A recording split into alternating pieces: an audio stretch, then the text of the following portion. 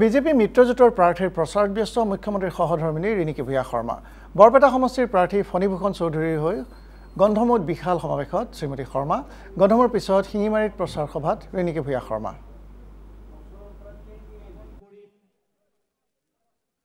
আমি ভাৰতীয় জনতা পাৰ্টি যেতিয়া আমি পাৰ্টিটো শক্তিশালী কৰিবলৈ আহোঁ আমি ভোটটো দিবলৈ আহোঁ আমি কাক শক্তিশালী কৰিম আমি কৰিম আপোনালোকৰ মৰমৰ মাননীয় মুখ্যমন্ত্ৰী ডাঙৰীয়া হিমন্ত বিশ্ব শৰ্মা ডাঙৰীয়া আৰু জালুকবাৰী সমষ্টিটো এনেকুৱা এটা সমষ্টি য'ত কোনো পাৰ্টি নাই তাতে এজন মানুহকে চিনি পায় সেই মানুহজনৰ নাম আপোনালোকে সকলোৱে জানে হিমন্ত বিশ্ব শৰ্মা ডাঙৰীয়া আৰু এই মানুহজনে দিনে নিশাই আজি 20টা বছৰ আপোনালোকৰ লগত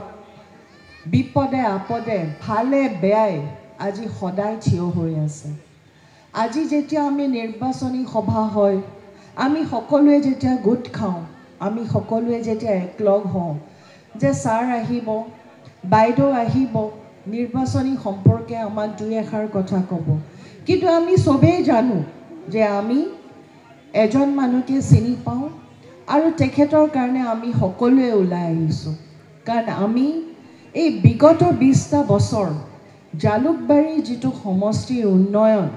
সেই অসমত মই ডাঠি ক'ব পাৰোঁ যে বেলেগ সমষ্টিত হয়তো ক'তো হোৱা নাই এখন সমাজত যেতিয়া আমি আগুৱাই যাব লাগে আমাক কি লাগে আমাক লাগে এডুকেশ্যন ভাল শিক্ষা কেন্দ্ৰ য'ত আমাৰ ল'ৰা ছোৱালীয়ে পঢ়িব পাৰে য'ত ল'ৰা ছোৱালী পঢ়ি প্ৰত্যেক মাক বাপেকৰ মানুহৰ সপোন কি যে মোৰ ল'ৰা মোৰ ছোৱালী আজি ভালকৈ পঢ়ি ডাঙৰ মানুহ হৈ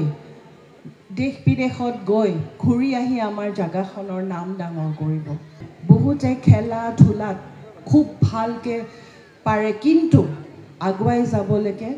ক'তো সুবিধা নাপায় তাৰ কাৰণে প্ৰেক্টিছ কৰিবৰ কাৰণে খুব সুন্দৰকৈ আপোনালোকৰ ওচৰতে সকলোৱে গম পাইছে চাগে খুব সুন্দৰকৈ এখন ষ্টেডিয়াম এখন আছে য'ত ল'ৰা ছোৱালীসকলে আহি আজিকালি এনেকুৱা যুগ হৈছে যে ল'ৰা ছোৱালীক যদি আমি কিবা কাৰণে ব্যস্ত কৰি নাথাকোঁ দিনকাল এনেকুৱা গৈছে যে ক'ৰবাত বেয়া কামত সোমাই পৰাতকৈ যে ভাল পঢ়া শুনা কৰি খেলা ধূলা কৰি যাতে নিজৰ ঘৰত ল'ৰাটো আগবাঢ়ি যাব পাৰে এইবাৰ আমি নিজেও আমাৰ আমিনগাঁৱত পৰিছে এইবাৰ বৰপেটা সমষ্টিত আমি হাতীত দিম যিহেতু এইটো মিত্ৰজোঁট ভাৰতীয় জনতা পাৰ্টি AGP আৰু UPPLৰ চ' এইবাৰ সেইকাৰণে আজি গোটেইখিনি মিটিঙত আমি সকলোৱে উৎসাহী হৈ আছোঁ যাতে এইবাৰ গৈ পেলাই আমি হাতীত দি পেলাই আমি যাতে তৃতীয়বাৰ হিচাপে আমি মোদী ডাঙৰীয়াক দেখিবলৈ পাওঁ চৰিয়া আৰু দদৰাত নিৰ্বাচনী সভাত অংশ মুখ্যমন্ত্ৰীৰ পত্নীৰ সভাত ৰিণিকী ভূঞা শৰ্মাক লৈ সমৰ্থকৰ মাজত ব্যাপক উৎসাহ শ্ৰীমতী শৰ্মাই কয় মুখ্যমন্ত্ৰী ডক্টৰ হিমন্ত বিশ্ব শৰ্মা সদায় সমষ্টিবাসীৰ হৃদয়ত আছে যাৰ প্ৰতিফলন নিৰ্বাচনী সভাবোৰত দেখিবলৈ পোৱা যায় সমষ্টিবাসীৰ প্ৰাৰ্থনা আৰু দুৱাৰ বাবে আজি হিমন্ত বিশ্ব শৰ্মা অসমৰ মুখ্যমন্ত্ৰী আয়ুষ্মান ভাৰতৰ যিখন কাৰ্ড মানুহৰ এনেকুৱা জীৱনটো আজিকালি ইমান ভেজাল তেজাল খোৱা আৰম্ভ হৈছে পটককৈ বেমাৰ কেতিয়া আহে গম নাপায় আৰু বেমাৰ যেতিয়া আহে মানুহে ক'ত যাব কি কৰিব মানুহে হাবাথুৰি খায় আমি মধ্যবিত্ত পৰিয়ালৰ হয় তেতিয়াও সেই স্থলত অসম চৰকাৰে 5 লাখ টকাকৈ বেমাৰৰ কাৰণে যে আপোনালোকে কেছলেছ য'ত টকা পইচা নিদিয়াকৈ আপোনালোকে 5 লাখ টকাকৈ অসম চৰকাৰৰ পৰা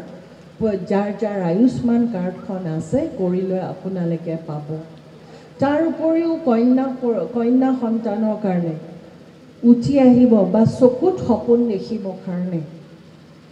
তেখেতসকলক হায়াৰ ছেকেণ্ডেৰী পাছ কৰোঁতে 10,000 টকা বা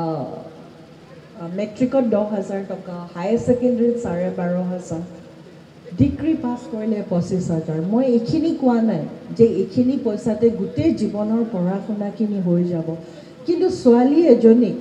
সপোন দেখিবলৈ সক্ষম কৰিছে আৰু মাক বাপেকক অকণমান হ'লেও সকাহ এটা দিছে